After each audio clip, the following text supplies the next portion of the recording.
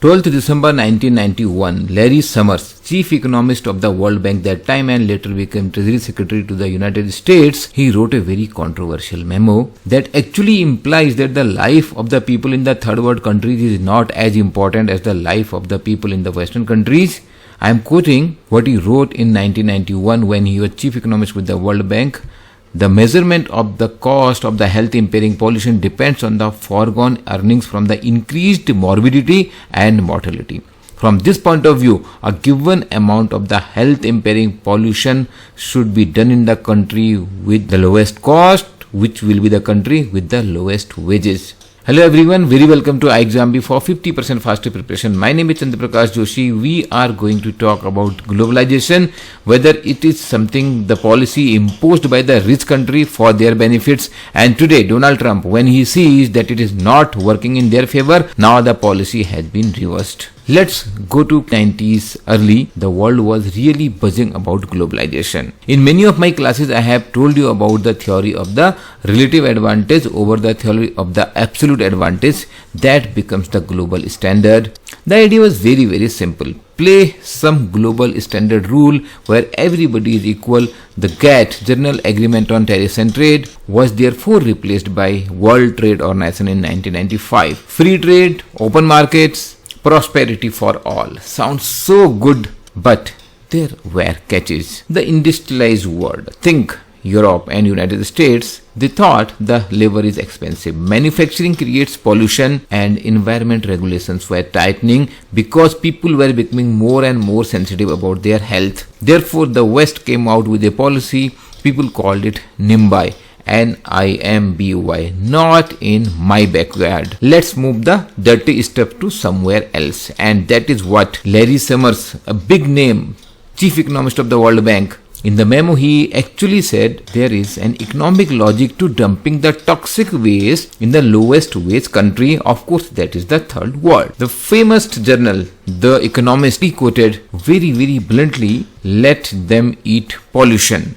And them is this third world country, that time China, India, Bangladesh, Pakistan, Indonesia, Vietnam, Mexico and Latin American countries where this pollution, this manufacturing was shifting. The argument of Larry Summers was that it makes pure economic sense because the pollution cost less in the third world countries. In developing countries, wages are low, life expectancy is shorter.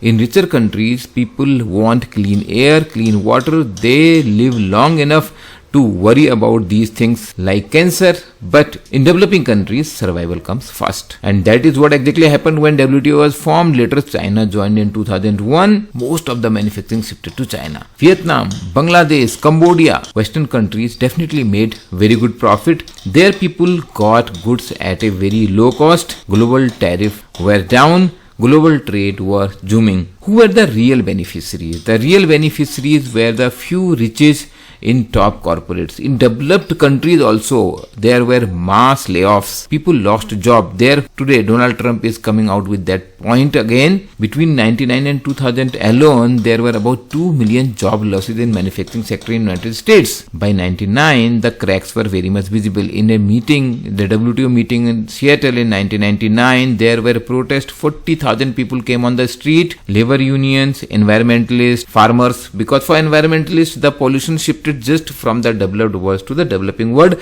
There was no actual benefit for the planet Earth.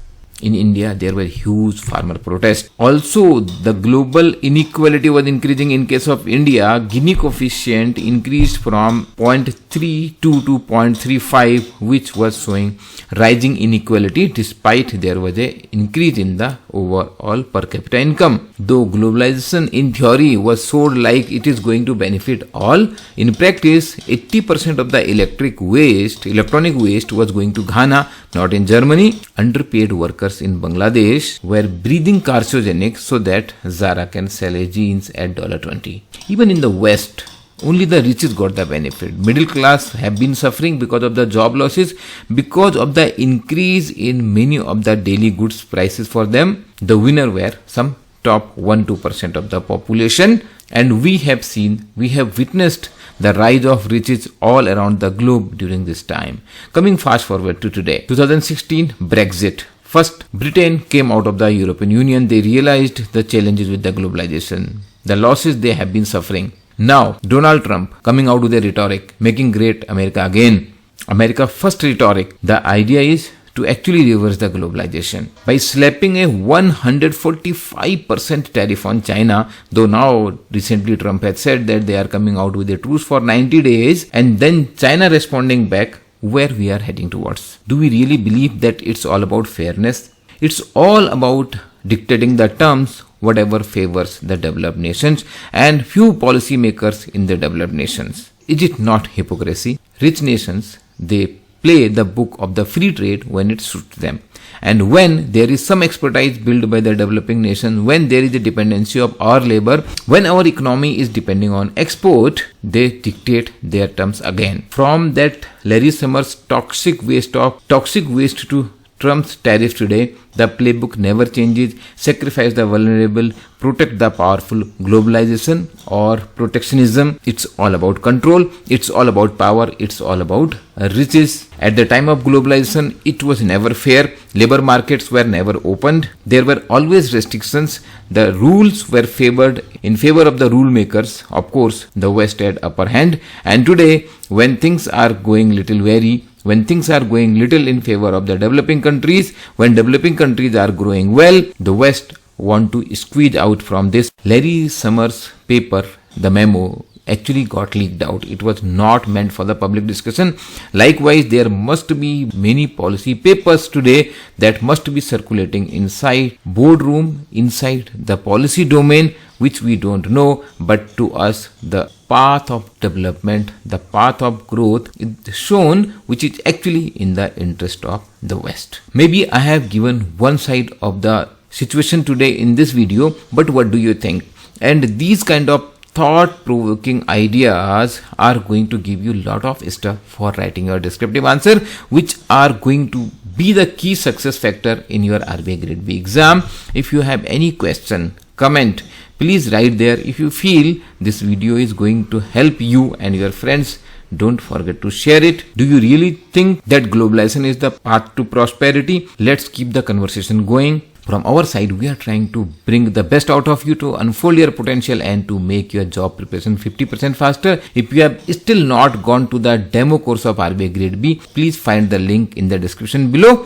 I am looking for meeting you in the live classes also. Wish you all the best.